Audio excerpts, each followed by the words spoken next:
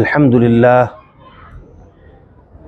لله نحمده ونستعينه ونستغفره ونؤمن به ونتوكل عليه ونعوذ بالله من شرور أنفسنا ومن سيئات أعمالنا من يهده الله فلا مضل له ومن يضلله فلا هادي له ونشهد أن لا إله إلا الله وحده لا شريك له ونشهد أن سيدنا ومولانا محمدا عبده ورسوله صلى الله تعالى عليه وعلى آله وأصحابه وبارك وسلم تسليما كثيرا كثيرا أما بعد فأعوذ بالله من الشيطان الرجيم بسم الله الرحمن الرحيم ولا تستوي الحسنة ولا السيئة ادفع بالتي هي أحسن فإذا الذي بينك وبينه عداوة كأنه ولي حميم صدق الله وصدق رسوله النبي الكريم ونحن على ذلك لمن الشاهدين والشاكرين والحمد لله رب العالمین۔ میرے عزیز بھائیوں، محترم دوستوں اور بزرگوں، گزشتہ اتوار کی مجلس میں ہم نے نبی کریم صلی اللہ علیہ وسلم کی ایک حدیث مبارکہ پر گفتگو کی تھی۔ ایک شخص رسول اللہ صلی اللہ علیہ وسلم کے پاس آئے اور آ کر کے انہوں نے عرض کیا کہ یا رسول اللہ صلی اللہ علیہ وسلم مجھے نصیحت کیجیے، لیکن نصیحت مختصر ہو، طویل نہ ہو۔ اوصنی ولا تکثر علیہ، کہ مختصر نصیحت کیجیے۔ تو رسول اللہ صلی اللہ علیہ وسلم نے ان سے فرمایا کہ لا تغضب، غصہ مت کرو۔ تو آج کی مجلس میں بھی اسی حدیث کے متعلق ہماری گفتگو ہوگی۔ غصہ کرنا یہ انسان کی طبیعت کے اندر داخل اور شامل ہے کہ انسان کو غصہ آتا ہے، لیکن ہم اللہ رب العالمین کے احکامات کے پابند ہیں، تو اسی غصے کے اندر بھی اللہ تعالیٰ کے احکامات کے ہم پابند ہیں کہ ہم نے کہاں پر اس غصے کا اظہار کرنا ہے اور کہاں پر غصے کا اظہار نہیں کرنا۔ ہم اس میں آزاد نہیں ہیں کہ جب ہمیں جو غصہ آ جائے ہم اس کا اظہار کرنا شروع کر دیں، بلکہ ہمیں یہ سوچنا ہے کہ ہمارے اس غصہ کرنے کے نتیجے میں اللہ تعالیٰ ہم سے ناراض ہوں گے یا راضی ہوں گے۔ اللہ تعالیٰ جہاں پر ہم سے راضی ہوں گے وہاں ہم غصے کا اظہار کریں گے، اور جہاں ہم سے ناراض ہوں گے وہاں ہم غصے سے پرہیز کریں گے۔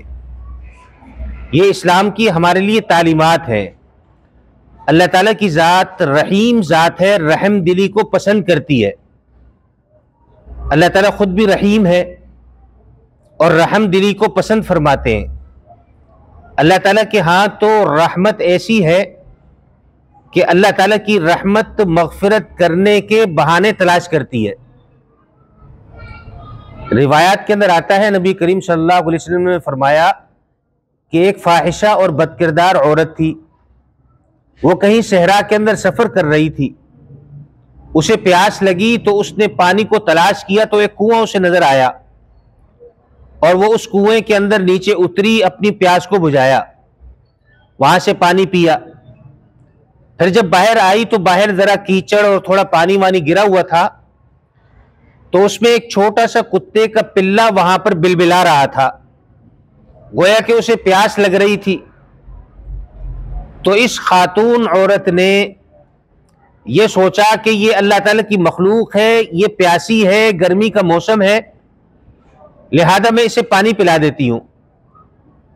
چنانچہ وہ پھر کنویں میں اتری، اس کے پاس کوئی برتن موجود نہیں تھا، تو اس نے اپنا موزہ لیا یا اپنا دوپٹہ لیا اور اس کو پانی کے اندر بھگویا، اوپر لا کر اس کو نچوڑا اور پلایا۔ بار بار وہ نیچے اترتی، پھر واپس آتی اور اس کو پانی پلاتی، یہاں تک کہ کتے کا وہ چھوٹا بچہ وہ سیراب ہو گیا۔ اللہ تعالیٰ نے اس کی اس ایک بات پر اس کے لیے مغفرت کا فیصلہ فرما دیا۔ فشکر اللہ فغفر لہ، اللہ تعالیٰ کو اس کا یہ عمل اتنا پسند آیا کہ اللہ تعالیٰ نے اس رحم دلی کے نتیجے میں اس کی مغفرت فرمانے کا فیصلہ فرما لیا۔ تو رحم دل ہونا، عفو درگزر کا معاملہ کرنا، رحم دلی کی صفت اپنے اندر پیدا کرنا، حلیم ہونا، اس کا مطالبہ ہم سے کیا گیا ہے۔ نبی کریم صلی اللہ علیہ وسلم کے متعلق آتا ہے کہ نبی کریم صلی اللہ علیہ وسلم کبھی بھی اپنی ذات کے لیے کسی سے بدلہ اور انتقام نہیں لیتے تھے۔ اللہ کی ذات کے لیے کسی سے بدلہ اور انتقام تو لیا، لیکن اپنی ذات کے لیے کبھی بھی کسی سے بدلہ اور انتقام نہیں لیا۔ یہی وجہ شریعت نے جو پابند کیا کہ جہاں پر ہم غصہ کرنے کا تمہیں کہیں وہاں تم غصہ کرو گے، اور جہاں پر غصہ کرنے سے تمہیں روکیں گے تم رک جاؤ گے۔ اللہ تعالیٰ نے قرآن کریم کے اندر ارشاد فرمایا کہ جاہد الکفار والمشرکین واغلظ علیہم، کہ کافروں کے ساتھ اور مشرکین کے ساتھ جہاد کیجیے، اور واغلظ علیہم، اور ان پر شدت اور سختی کیجیے۔ تو یہاں پر اللہ تعالیٰ نے حکم دیا کہ تم سختی کرو، اگر باز نہ آئے تو ان کو قتل کرنا پڑے تو ان کو قتل بھی کر دو۔ حالانکہ قتل کرنا اس سے شریعت نے روکا بھی ہے کہ اگر کسی کو ناحق قتل کر دیا ایسا ہے کہ گویا پوری انسانیت کو قتل کر دیا گیا۔ حدیث مبارکہ میں حضور علیہ السلام نے فرمایا کہ کسی کو ناحق قتل کر دینا خانہ کعبہ کو منہدم کر دینے سے بھی بڑا گناہ ہے، یعنی اتنی شدید مذمت ہے۔ لیکن جہاں پر اللہ تعالیٰ نے اجازت دی تو اس غصے کے اندر آ کر کسی کافر کو، مشرک کو جو موذی ہو، تکلیف پہنچاتا ہو، قتل کرنے کی بھی اجازت ہے۔ تو نبی کریم صلی اللہ علیہ وسلم نے اپنی ذات کے لیے کبھی کسی سے بدلہ اور انتقام نہیں لیا۔ رسول اللہ صلی اللہ علیہ وسلم ایک موقع پر ایک غزوے سے واپس آ رہے تھے، تو راستے کے اندر ایک جگہ پر دوپہر کے وقت میں آرام فرمایا۔ صحابہ اکرام ساتھ تھے، انہوں نے بھی مختلف جگہ اپنے لیے متعین کی۔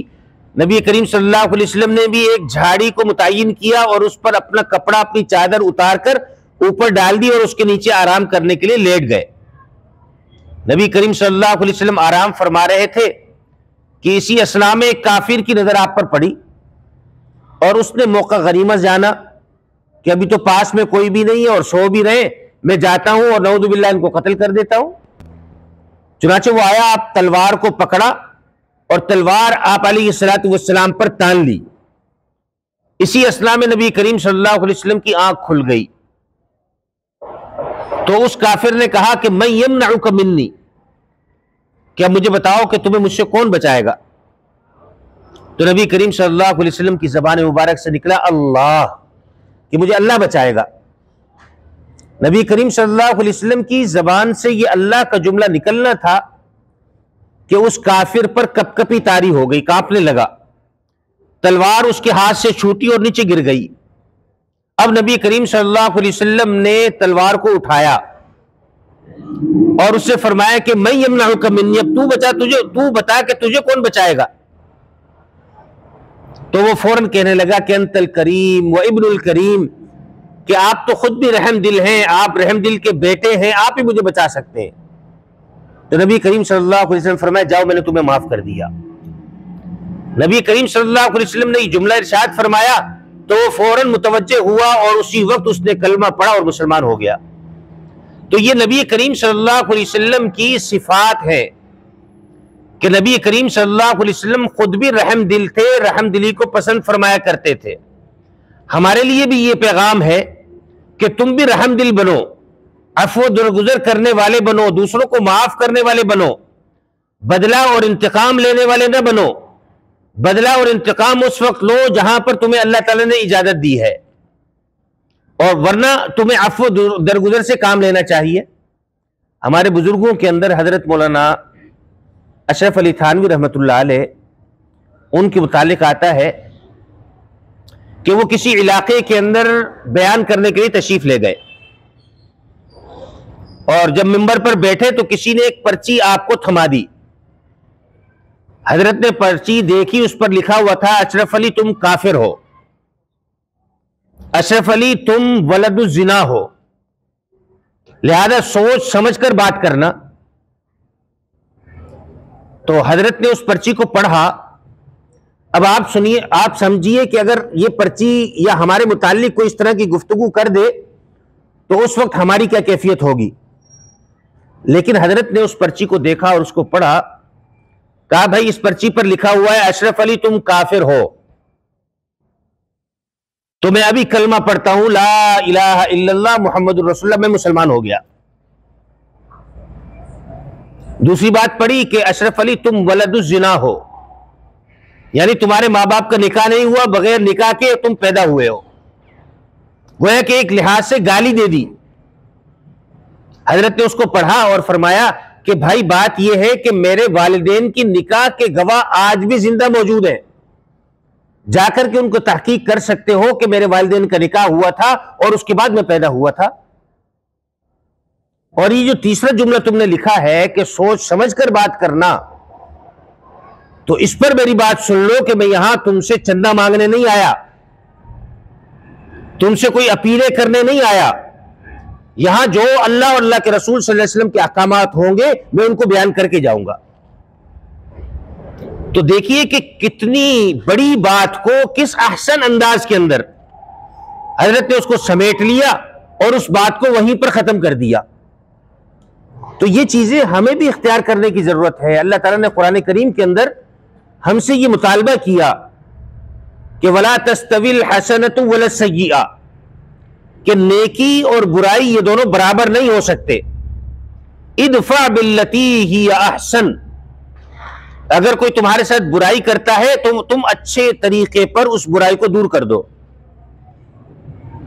فَإِذَا الَّذِي بَيْنَكَ وَبَيْنَهُ عَدَاوَةٌ كَأَنَّهُ وَلِيٌّ حَمِيمٌ، کہ اگر تمہارے درمیان کوئی عداوت اور دشمنی ہوگی تو اللہ تعالیٰ اس عداوت اور دشمنی کو ختم کر کے تمہارے درمیان الفت اور محبت پیدا فرما دے گا.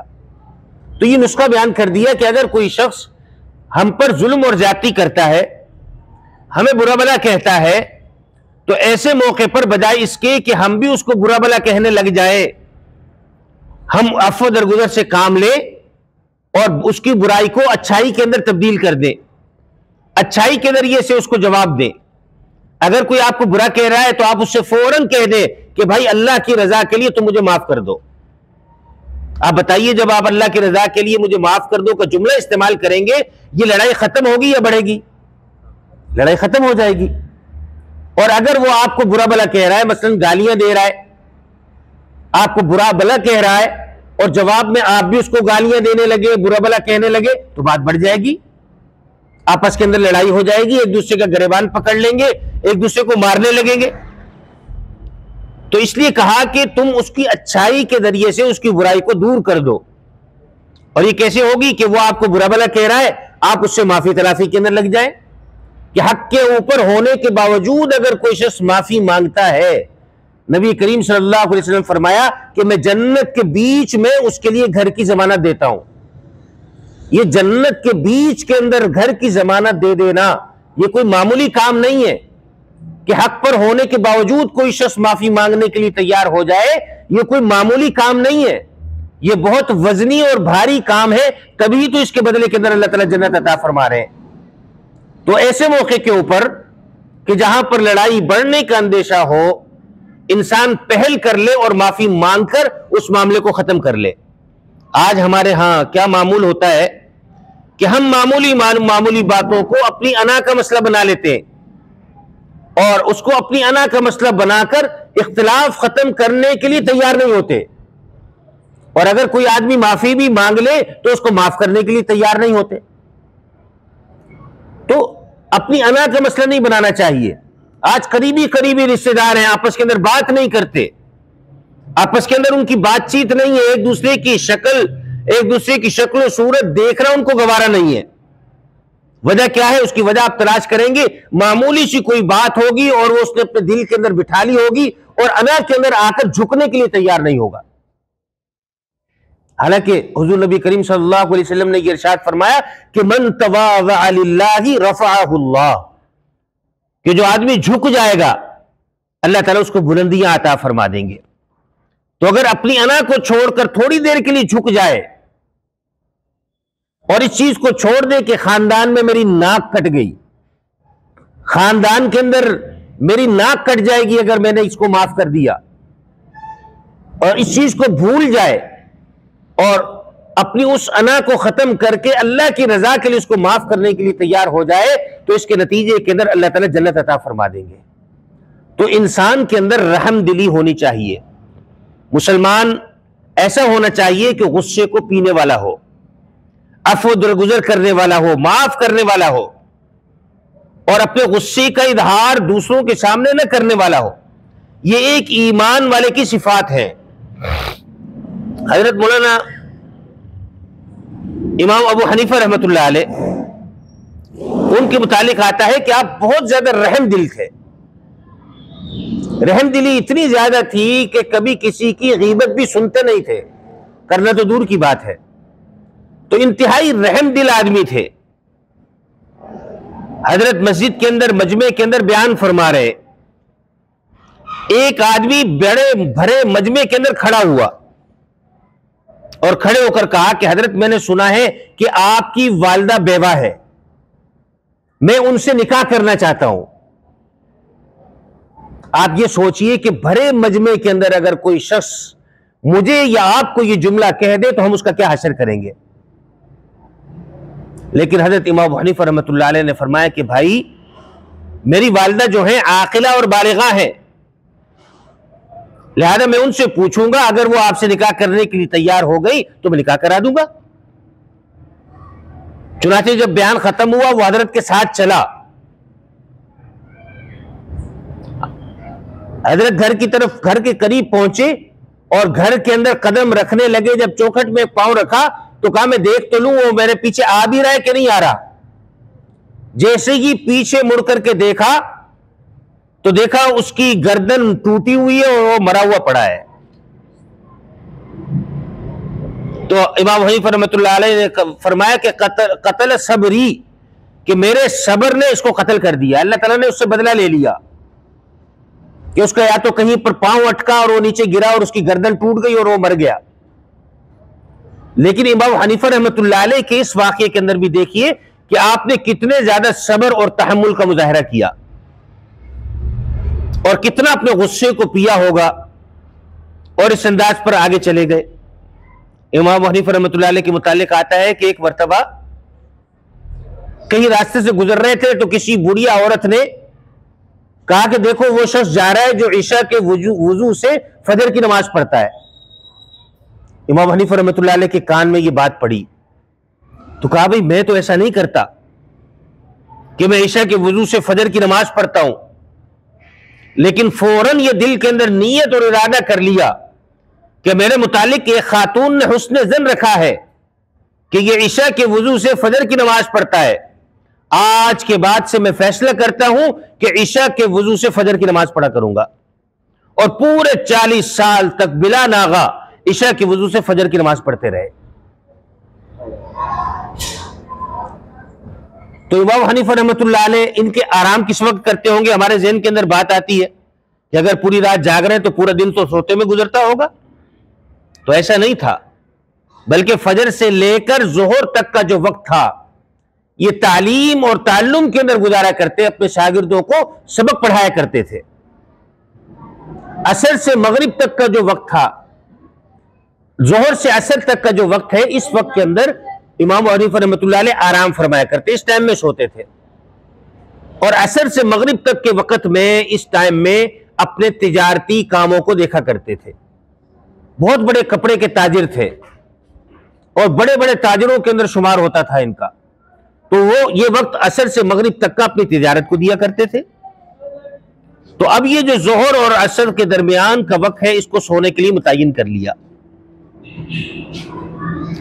ایک مرتبہ ایسا ہوا کہ ظہر کی نماز سے فارغ ہو کر آپ اپنے گھر پر تشریف لے گئے، اور حضرت کا گھر اوپر تھا بالا خانے پر، سیڑھیاں چڑھ کر اوپر گئے، سونے کے لیے لیٹ گئے۔ جیسے ہی آپ کی آنکھ لگی دروازے پر دستک ہوئی، نیند سے بیدار ہوئے، نیچے اتر کر آئے، سیڑھیوں سے دروازہ کھولا، دیکھا ایک شخص کھڑا ہوا ہے، السلام علیکم۔ وعلیکم السلام، جی فرمائیے کیسا آنا ہوا؟ حضرت آپ سے ایک مسئلہ معلوم کرنا ہے۔ کیا مسئلہ ہے؟ کہا حضرت مسئلہ تو میں بھول گیا، مجھے یاد ہی نہیں میں نے کیا مسئلہ پوچھنا تھا۔ کہا ٹھیک ہے، جب یاد آ جائے تب جا کے پوچھ لینا۔ دوبارہ سیڑھیاں چڑھے، جا کر بستر پر لیٹ گئے۔ تھوڑی ہی دیر گزری تھی کہ دوبارہ دروازہ بجا، پھر اتر کے نیچے آئے، دروازہ کھولا۔ جی بھائی فرمائیے۔ کہا حضرت وہ جو میں نے مسئلہ پوچھنا تھا مجھے یاد آ گیا، لیکن جب آپ سیڑھیاں اتر رہے تھے، آپ آدھی سیڑھیاں اترے ہوں گے، وہ مسئلہ میں پھر بھول گیا۔ کہا اچھا بھائی، جب یاد آ جائے پھر آ کے پوچھ لینا۔ پھر چلے گئے، بستر پر جا کر لیٹے، تھوڑی دیر میں پھر دروازے پر دستک ہوئی، پھر اتر کے نیچے آئے، دیکھا وہی نوجوان کھڑا ہوا ہے۔ کہا جی فرمائیے۔ کہا حضرت مجھے مسئلہ یاد آ گیا۔ اب آپ دیکھیے کہ ایک انسان کی کیفیت کیا ہو سکتی ہے کہ جو اس کے آرام کرنے کا وقت ہو اس کے اندر آ کر اس کو بار بار اٹھائے۔ ہم ذرا سے گھر میں آرام کر رہے ہو، بچہ شور کر دے تو ایسے موقع پر ہم اس بچے کا کیا حشر کرتے ہیں؟ اس کو مارتے ہیں، کوٹتے ہیں اور بڑے غصے کا اظہار کرتے ہیں، میری نیند کیوں خراب کر دی؟ تو یہ تو باہر کا آدمی ہے، اور ایک دفعہ نہیں 3 دفعہ آ گیا، 3 دفعہ اس نے آ کے نیند کے وقت میں نیند کو خراب کیا۔ اب امام صاحب نے کہا بھائی چلو پوچھو۔ کہا حضرت مجھے مسئلہ یاد آ گیا۔ کہا اچھا پوچھو کیا مسئلہ ہے؟ کہا حضرت مسئلہ یہ ہے کہ یہ بتلائیے کہ یہ جو انسان کی نجاست ہوتی ہے، یہ نجاست میٹھی ہوتی ہے یا کڑوی ہوتی ہے؟ 3 دفعہ پہلے تنگ کیا اس نے، اور اس کے بعد آ کر ایسا مسئلہ پوچھ رہا ہے کہ انسان کو خود ہی حیا آ جائے۔ کہا یہ جو انسانی نجاست ہے اس کا ذائقہ میٹھا ہوتا ہے یا کڑوا ہوتا ہے؟ امام صاحب نے کہا کہ بھائی بات یہ ہے کہ انسانی نجاست جب تازہ ہو تو اس میں مٹھاس ہوتی ہے، اور جب یہ تازہ نہ ہو تو اس میں مٹھاس برقرار نہیں رہتی۔ تو آگے سے وہ کہتا ہے حضرت کیا آپ نے اس کو چکھ کر دیکھا ہے؟ آپ سوچئے کہ اگر مجھ سے یا آپ سے کوئی اس طرح کی بات کر جائے تو میرا خیال نہیں ہے کہ وہ ہم سے بچ کر کے جائے گا، کم از کم زخمی ہو کر کے جائے گا۔ وہ ایک تو نے کمبخت میری نیند کو خراب کیا، اور ایک مرتبہ نہیں 3 مرتبہ، اور پھر آ کر یہ مسئلہ کیا پوچھ رہا ہے؟ تجھے کیا ضرورت پڑی اس مسئلہ پوچھنے کی؟ اور پھر آگے سے کہہ رہا ہے کہ آپ نے اس کو چکھ کر کے دیکھا ہے؟ تو امام صاحب نے کہا کہ بھائی دیکھو، ہر چیز کا تعلق چکھنے سے نہیں ہوتا، بعض چیزوں کا تعلق مشاہدات سے ہوا کرتا ہے۔ ہمارا مشاہدہ یہ ہے کہ انسان کی نجاست اگر تازہ ہو تو اس پر مکھیاں آ کر کے بیٹھتی ہیں، اور تازہ نہ ہو تو مکھیاں آ کر نہیں بیٹھتی۔ لہذا ہم یہ نتیجہ اخذ کرتے ہیں کہ تازہ ہو تو اس کے اندر مٹھاس ہوتی ہے، اور تازہ نہ ہو تو مٹھاس برقرار نہیں رہتی۔ اب دیکھیے کس احسن انداز پر اس کو جواب بھی دے دیا، بات بھی سمجھا دی، اور کہیں کوئی غصے کا اظہار نہیں کیا انہوں نے۔ اس سے بڑا کوئی رحیم ہوگا، اس سے بڑا کوئی رحم دل ہوگا؟ تو اس شخص نے فوراً حضرت کے سامنے ہاتھ جوڑے کہ حضرت مجھے معاف کر دے، ہم تو آپس کے اندر 2 دوست تھے، ہماری آپس کے اندر ایک بحث ہو گئی تھی کہ میرا کہنا تھا کہ سفیان ثوری زیادہ رحم دل ہے، ان کے اندر قوت برداشت زیادہ ہے، اور میرے دوست کا کہنا تھا کہ امام حنیفہ رحمۃ اللہ علیہ قوت برداشت کے اندر زیادہ ہے، زیادہ رحیم آدمی ہے۔ تو وہ اسی کو دیکھنے کے لیے ہم نے یہ پورا واقعہ کیا، آپ مجھے معاف کر دیں، اور میں یہ بات کہنے پر مجبور ہوں کہ آپ امام حنیفہ رحمۃ اللہ علیہ حلم اور بردباری کے اندر سب سے بڑھ کر کے عمدہ اور اعلیٰ مثال ہیں۔ تو ہمیں بھی چاہیے کہ ہم ان صفات کو اختیار کرنے والے بنیں، یہ صفات ہمارے اندر موجود ہوں کہ ہم لوگوں کو عفو و درگزر کے ذریعے سے، معافی کے ذریعے سے لوگوں کے ساتھ سلوک کرنے والے ہوں۔ اگر کوئی ہمارے ساتھ ظلم اور زیادتی کر رہا ہے تو بجائے اس کے کہ ہم بھی اس کا بدلہ لیں، اس کو معاف کر دیں۔ بدلہ لینے کی بجائے اگر ہم معاف کرنے کے رویے کو اختیار کریں گے تو اس کے نتیجے میں اللہ تعالی ہمیں جنت عطا فرما دیں گے۔ اور جھگڑے کے اندر باوجود حق پر ہونے کے اگر انسان معافی کا راستہ اختیار کرتا ہے تو اللہ تعالیٰ اس کے بدلے کے اندر اس کو جنت عطا فرما دیتے ہیں۔ تو اگر کہیں پر ہماری صرف اس وجہ سے ناراضگیاں ہیں کہ دوسرے کی غلطی ہے، ہم نے ناراضگی مول لے لی ہے، ہم اس کو معاف کرنے کے لیے تیار نہیں ہے، تو ہمیں چاہیے کہ ہم معافی کرنے کے اندر پہل کر جائیں کہ پہل کرنے والا جنت میں جانے والا ہے. اور یہ چیز تب ہوگی کہ جس وقت ہمارا غصے پر کنٹرول حاصل ہو جائے گا. ہم معمولی باتوں کو انا کا مسئلہ نہیں بنائیں گے، معمولی باتوں کو انا کا مسئلہ نہیں بنائیں گے، اور اس انا کو اپنی طبیعت سے نکال دیں گے کہ ہماری اگر کسی کے ساتھ ناراضگی ہے تو اللہ کی رضا کے لیے ہے، کہ اگر کوئی شخص اللہ تعالیٰ کے احکامات کو توڑتا ہے ہم اس سے ناراض ہیں، اور اگر ہم کسی کے ساتھ محبت اور الفت رکھتے ہیں تو یہ محبت اور الفت بھی اللہ تعالیٰ کی رضا کے لیے ہوگی. من اعطى للہ ومنع للہ، من احب للہ وابغض للہ استقبل الایمان. کہ یہ چار صفتیں جس کے اندر موجود ہوں گی کہ جس نے اللہ کے لیے کسی سے محبت کی، اللہ کے لیے کسی سے بغض و عداوت رکھا، اللہ کے لیے کسی کو کچھ دیا، اللہ کے لیے کسی کو کچھ دینے سے رکا، فقد استکمل الایمان، ایسے شخص کا ایمان کامل ہو جاتا ہے. تو یہ ایمان کامل ہونے کی علامت ہے. تو ایک مومن آدمی اسے اپنے غصے پر کنٹرول حاصل ہونا چاہیے. عموماً آپ یہ دیکھیں گے کہ جو آدمی کمزور ہوتا ہے اس آدمی کو غصہ بھی زیادہ آتا ہے. یہی وجہ ہے کہ خلقتاً عورت کو مرد کے مقابلے میں کمزور پیدا کیا گیا، اور عورت کی طبیعت کے اندر غصہ بہت زیادہ ہے. عورت کو آپ دیکھیں گے کہ بات بات پر غصہ ہو جاتی ہے. کیوں؟ عورت کمزور ہے. اسی طریقے پر مرد جس وقت بوڑھا ہو جاتا ہے، کمزور ہو جاتا ہے، تو اس وقت میں بوڑھے آدمی کو غصہ جلدی آتا ہے، زیادہ آتا ہے، بات بات پر غصہ کرنے لگتا ہے. کیوں؟ کمزور ہو گیا. اور جو طاقتور ہوگا اس کو اپنے غصے پر کنٹرول حاصل ہوگا. نبی کریم صلی اللہ علیہ وسلم نے ایک موقع پر صحابہ اکرام رضوان اللہ علیہم اجمعین سے سوال کیا کہ بتلائیے کہ پہلوان کون ہے؟ تو صحابہ نے عرض کیا یا رسول اللہ صلی اللہ علیہ وسلم وہ کہ جو کشتی کے اندر اپنے مقابل کو نیچے پچھاڑ دے، یہ پہلوان ہے؟ رسول اللہ صلی اللہ علیہ وسلم فرمایا کہ نہیں، یہ پہلوان نہیں ہے. تو صحابہ نے عرض کیا یا رسول اللہ صلی اللہ علیہ وسلم پھر آپ ہی بتلا دیجئے کہ پہلوان کون ہے. تو رسول اللہ صلی اللہ علیہ وسلم نے فرمایا کہ پہلوان وہ شخص ہے کہ جس کو غصہ آئے وہ اپنے غصے کو پی جائے، یہ پہلوان آدمی ہے. اپنے غصے کے اوپر کنٹرول حاصل ہو جائے تو یہ آدمی پہلوان ہے. تو ہمیں چاہیے کہ ہم پہلوان بنے، بزدل اور کمزور نہ بنے کہ بات بات پر ہم غصے کے اظہار کرنے والے ہوں، ذرا سی بات پر ہم بھڑک جاتے ہوں. اس کے نتیجے کے اندر زمین کے اندر فساد پھیلتا ہے. بات بات پر غصہ کرنا، بات بات پر آپے سے باہر ہو جانا، مغلظات بکنے لگنا. تو ایسے لوگوں کے ساتھ یہ ہوتا ہے کہ جو بات بات پر غصہ کرتے ہوں، بات بات کے اوپر بری باتیں کرتے ہوں، گالیاں دیتے ہوں، تو لوگ ان سے ملنے سے دور بھاگتے ہیں. اور اس کے برخلاف جو برداشت کرنے والے ہوتے ہیں، محبت اور الفت والے ہوتے ہیں، لوگ ان سے ملنے کو ترستے ہیں. اور اگر کوئی غصہ زیادہ کرنے والا ہے وہ کسی کی مجلس میں آ جائے تو وہ دعا مانگتے ہیں اللہ سے جلدی ہماری جان چھوٹ جائے، یہ اٹھ کے چلا جائے.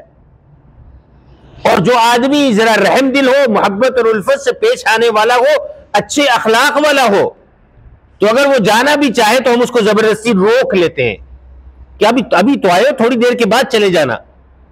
تو دیکھیے کہ یہ کتنی اچھی صفت ہے کہ انسان اپنے غصے کو پینے والا ہو.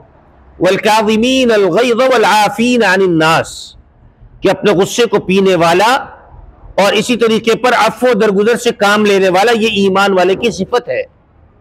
لہذا ہمیں چاہیے کہ ہم اس صفت کو اختیار کرنے والے ہوں. تو جب یہ انسان کو غصہ آئے یا کوئی آدمی کسی کے ساتھ برائی کرے تو قرآن کریم نے ہمیں یہ کیا نسخہ بتلایا؟ نسخہ یہ بتلایا کہ وَلَا تَسْتَوِي الْحَسَنَةُ وَلَا السَّيِّئَةُ، کہ برائی اور اچھائی یہ برابر نہیں ہو سکتے. ادفع باللتی ہی احسن، اسے اچھے انداز پر دور کیجئے، اسے اچھے انداز پر دور کیجئے. فَإِذَا الَّذِي بَيْنَكَ وَبَيْنَهُ عَدَاوَةٌ كَأَنَّهُ وَلِيٌّ حَمِيمٌ، کہ اگر تمہارے درمیان عداوت و دشمنی ہوگی تو اللہ تعالیٰ اس کو بدل کر گہری دوستی کے اندر تبدیل فرما دیں گے. نبی کریم صلی اللہ علیہ وسلم بازار میں جا رہے تھے، ایک یہودی آیا اور اس نے آ کر کچھ کھجوریں آپ کو دی کہ محمد صلی اللہ علیہ وسلم یہ لے لو، یہ تمہارے لیے قرض ہے۔ رسول اللہ صلی اللہ علیہ وسلم کے ہاں تو منع کرنے کا معمول نہیں تھا، ٹھیک ہے لاؤ دے دو۔ قرض دے دیا اور پھر کہنے لگا کب واپس کرو گے؟ کہا بھائی میں نے تم سے مانگا نہیں تھا، تم نے خود لا کے دیا، تو بتا دو کب واپس چاہیے۔ تو اس نے ایک تاریخ متعین کر دی کہ فلاں دن میں آ کر آپ سے واپس لوں گا۔ رسول اللہ صلی اللہ علیہ وسلم نے وہ کھجوریں اس سے لی اور لے کر غربا کے اندر تقسیم کر دی۔ آپ کے ہاں تو جمع کرنے کا معمول نہیں تھا کہ مال و دولت کو جمع کیا جائے، یہاں تک کہ ایک رات میں نبی کریم صلی اللہ علیہ وسلم انتہائی بے چین تھے، بستر پر کروٹیں بدل رہے، نیند نہیں آ رہی۔ اما عائشہ صدیقہ رضی اللہ تعالیٰ عنہ نے پوچھا یا رسول اللہ صلی اللہ علیہ وسلم کیا وجہ ہے آپ کو نیند نہیں آ رہی، بے چینی محسوس کر رہے ہیں؟ کہا میرے تکیے کے نیچے میرے پاس 2 درہم رکھے ہوئے ہیں جو میں صدقہ نہیں کر سکا، مجھے خوف ہے کہ اسی حالت میں اگر مجھے موت آ گئی تو میں مالداروں کے اندر شمار نہ کر لیا جاؤں، اس وجہ سے مجھے نیند نہیں آ رہی۔ تو آپ کے ہاں تو جمع کر کے رکھنے کا معمول نہیں تھا، فوراً صدقہ کر دیتے تھے۔ تو وہ کھجوریں ساری تقسیم کر دی۔ تو اس شخص نے جو وقت متعین کیا تھا اس وقت کے ختم ہونے سے 1 یا 2 دن پہلے نبی کریم صلی اللہ علیہ وسلم کے پاس آ گیا۔ نبی کریم صلی اللہ علیہ وسلم صحابہ کی مجلس میں بیٹھے ہوئے ہیں، آیا آ کر کے کہنے لگا کہ محمد صلی اللہ علیہ وسلم میرا قرضہ واپس کرو، میرا قرضہ واپس کیوں نہیں کرتے؟ واپس کرو میرا قرضہ۔ اور قریب آیا، گریبان سے چادر کو پکڑ کر کے کھینچا کہ تم لوگ خاندانی ایسے ہو کہ تم دوسروں کا پیسہ لیتے ہو اور کھا جاتے ہو، واپس نہیں کرتے ہو۔ انکم بنو عبد المطلب لذو مطل، یہ جملہ اس نے استعمال کیا کہ تم لوگ بنو مطلب والے ہو ہی ایسے کہ ٹال بٹول سے کام لیتے ہو، دوسروں کا پیسہ لے کے کھا جاتے ہو۔ اب نبی کریم صلی اللہ علیہ وسلم اس کی طرف دیکھ رہے اور مسکرا رہے ہیں۔ یہ سوچیں کہ اگر کوئی ہمارے ساتھ یہ معاملہ کر جائے تو ہم ایسے موقع کے اوپر اس کا کیا حشر کریں گے، لیکن رسول اللہ صلی اللہ علیہ وسلم اس کی طرف دیکھ رہے اور مسکرا رہے ہیں۔ حضرت عمر فاروق رضی اللہ تعالیٰ عنہ فوراً مجلس سے اٹھے، تلوار نکال لی اور رسول اللہ صلی اللہ علیہ وسلم سے کہا کہ یا رسول اللہ علیہ وسلم مجھے اجازت دیجیے، دانی یا رسول اللہ ان اضرب عنق الکافر، کہ مجھے اجازت دیجیے میں اس کافر کی گردن بے ایمان کی اڑا کر کے رکھ دوں۔ رسول اللہ صلی اللہ علیہ وسلم فرمایا کہ نہیں عمر، تمہیں یہ چیز، تمہارے اوپر یہ چیز زیب نہیں دیتی، تمہیں تو چاہیے تھا کہ تم مجھے تلقین کرتے کہ میں اس کا قرض واپس کر دوں، اور اس کو تم تلقین کرتے بھائی قرض مانگنے کے لیے طریقہ اچھا اختیار کر لو۔ اور پھر حضرت عمر سے کہا کہ اس کو لے جاؤ بیت المال سے، جا کر کے اس کا جو قرض ہے، کھجوریں ہیں، اس کو واپس کر دو۔ حضرت عمر فاروق رضی اللہ تعالیٰ عنہ اس کو لے کر کے چلے تو تھوڑی آگے گئے تو دوبارہ آواز دے کر بلایا کہ عمر واپس آؤ، کان میں کچھ ارشاد فرمایا، یہ چلے گئے۔ بیت المال میں جا کر اس نے چادر بچھائی، حضرت عمر فاروق رضی اللہ تعالیٰ عنہ نے سا بھر کر کھجوروں کے ڈالنا شروع کیے۔ اس کے مکمل ہوئے تو اس نے کہا بس میری کھجوریں مکمل ہو گئیں۔ حضرت عمر نے مزید ایک سا بھرا اور بھر کر دوبارہ ڈال دیا۔ کہا بھائی یہ مزید سا کس لیے؟ کہا وہ جو رسول اللہ صلی اللہ علیہ وسلم نے مجھے اپنے پاس بلایا تھا نا، بلا کر میرے کان میں یہ کہا تھا عمر جو تم نے سخت الفاظ کہے ہیں، ان سخت الفاظ کہنے کے نتیجے کے اندر اس کا جو قرض پورا ہو تو مزید ایک سا اس کی دل رکھنے کے لیے مزید ایک سا دے دینا۔ تو یہ سا اس لیے ہے۔ اس نے اسی وقت وہاں چادر کو چھوڑا اور نبی کریم صلی اللہ علیہ وسلم کے پاس آیا اور آ کر کے کہا کہ رضیت باللہ ربا وبالاسلام دینا وبمحمد نبیا لا الہ الا اللہ محمد رسول اللہ، کہ میں اللہ کے رب ہونے پر، محمد رسول اللہ صلی اللہ علیہ وسلم کے نبی ہونے پر راضی ہوں اور میں کلمہ پڑھتا ہوں اور اسلام میں داخل ہو جاتا ہوں۔ تو دیکھیے کہ نبی کریم صلی اللہ علیہ وسلم کا مسکرانا رحم دلی کی علامت ہے کہ آپ نے اپنے غصے کو پیا اور رحم دلی والا سلوک اس کے ساتھ کیا۔ تو وہ کافر اتنا متاثر ہوا اس بات سے کہ اس نے کلمہ پڑھا اور مسلمان ہو گیا۔ تو اگر ہم بھی یہ صفات اختیار کر لیں تو یہ سوچئے کہ ہم جس معاشرے کے اندر رہتے ہیں یہ معاشرہ کتنا اچھا معاشرہ بن جائے گا۔ بات بات پر غصہ ہونا اگر ہم چھوڑ دیں، معمولی باتوں پر ناراض ہونا اگر ہم چھوڑ دیں، تو اس کے نتیجے کے اندر جو معاشرے کے اندر افراد رہتے ہیں ان کے ہاں کتنی زیادہ رحم دلی اور آپس کے اندر محبت اور الفت پیدا ہو جائے گی۔ تو ہمیں چاہیے کہ ہم رحم دل بنیں، غصے پر ہمارا کنٹرول ہو، کہ نبی کریم صلی اللہ علیہ وسلم نے فرمایا کہ پہلوان وہ ہے کہ جس کو غصہ آئے وہ اپنے غصے پر کنٹرول حاصل کر لے اور اس کو پی جائے۔ تو ہمیں چاہیے کہ ہم پہلوان بنیں، بزدل نہ بنیں کہ بات بات پر غصے کا اظہار کر دے جی یہ غصہ ہمارے کنٹرول میں نہیں ہے، یہ تو خود ہی آ جاتا ہے۔ بعض لوگ غصے کا اظہار کر دیتے پھر بعد میں کہتے یار مجھے معاف کرنا، مجھے غصے میں سمجھ میں نہیں آیا۔ اور بعض تو اتنے احمق اور بیوقوف نکلتے ہیں کہ اس غصے کے اندر آ کر اپنی بیویوں کو طلاقیں تک دے جاتے ہیں۔ اور ایسی مثالیں اس معاشرے کے اندر موجود ہیں کہ تین طلاقیں دے جاتے ہیں، پھر جب غصہ ختم ہو جاتا ہے تو اپنی بیوی سے کہتے ہیں یار کسی اور کو مت بتلانا، بس میں نے غصے کے اندر تمہیں طلاق دے دی ہے، اور اسی حالت کے اندر زنا کرتے ہوئے اپنی پوری زندگی گزار دیتے ہیں۔ تو سوچئے کہ یہ غصہ کتنا خطرناک چیز ہے کہ اگر اس غصے کے اندر اظہار کرتے ہوئے ہم نے بیوی کو طلاق دی، طلاق تو واقع ہو جائے گی۔ اب ہم اس شرمندگی سے بچنے کے لیے کسی اور کو نہیں بتاتے، لیکن اللہ تعالیٰ کو تو ہمارا یہ فعل نظر آتا ہے، اللہ تعالیٰ تو ہمارے اس فعل کو دیکھنے والے ہیں، تو اللہ تعالیٰ کے ہاں تو ہمیں کسی قسم کی معافی نہیں ملے گی۔ نتیجہ ہم اس سے یہ اخذ کرتے ہیں کہ دیکھیے غصے کی حالت کے اندر یہ فعل برا ہوا ہم سے، اور پوری زندگی ہمارا پچھتاتے ہوئے گزر جاتی ہے۔ تو ہم ایسا کام نہ کریں غصے کے اندر آ کر کہ کل اس کے لیے ہمیں پیشمان ہونا پڑے، کل اس کے لیے ہمیں شرمندہ ہونا پڑے، کوئی ایسا کام نہ کریں۔ اگر ہم نے کسی پر غصے میں آ کر ظلم اور زیادتی کر دی، کل ہمیں اس کا احساس ہو جائے گا، اور جب ہم اس سے سامنا کریں گے جس سے ہم نے ظلم اور زیادتی کی تو ہمارا سر جھکا ہوا ہوگا۔ تو ہمیں یہ معاملہ نہیں کرنا چاہیے، بلکہ ہمیں عفو و درگزر والا معاملہ کرنا چاہیے، معافی والا معاملہ کرنا چاہیے، لوگوں کے ساتھ معافی تلافی کے ساتھ رہنا سیکھنا چاہیے۔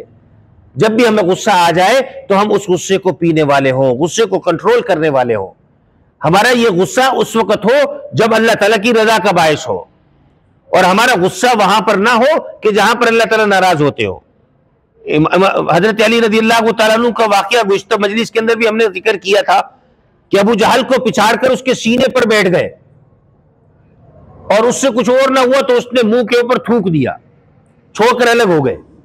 ابو جہل نے کہا یہ کیا بے وقوفی ہے کہ تم مجھے پکڑ کر تم مجھے قتل کر سکتے تھے، صرف اس وجہ سے کہ میں نے تم پر تھوک دیا تم الگ ہو گئے۔ کہا پہلے میں جو تجھے قتل کرنے کے لیے بیٹھا تھا اللہ کی رضا کے لیے بیٹھا تھا، اور جب تو نے تھوکا تو اس میں میری ذات کا غصہ شامل ہوا۔ اب اگر میں تمہیں قتل کرتا تو میں اپنی ذات کی وجہ سے قتل کرتا، میں نے اس وجہ سے تمہیں چھوڑ دیا ہے۔ تو اللہ کے لیے جو بھی کام کرنا ہے اللہ کی رضا کے لیے کرنا ہے، اور کوئی بھی کام ایسا نہیں کرنا جس میں اللہ تعالیٰ کی ناراضگی آتی ہو۔ بس یہی ان آیات کا اور اس حدیث مبارکہ کا ہمارے لیے پیغام ہے کہ جو رسول اللہ صلی اللہ علیہ وسلم فرمائے کہ لا تغضب، غصہ مت کرو۔ غصہ نہ کرنا یہ اتنا بڑا فعل ہے کہ اس کے نتیجے کے اندر معاشرے کے اندر فساد ختم ہو جاتا ہے، لڑائیاں ختم ہو جاتی ہیں، جھگڑے ختم ہو جاتے ہیں، معاشرہ ایک اچھا معاشرہ ہو جاتا ہے۔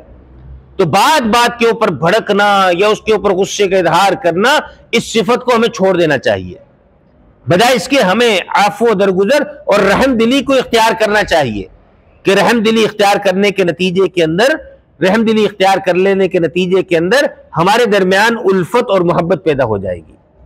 اللہ تعالیٰ مجھے آپ کو کہنے سننے سے زیادہ عمل کرنے کی توفیق عطا فرمائے۔ وآخر دعوانا ان الحمدللہ رب العالمین۔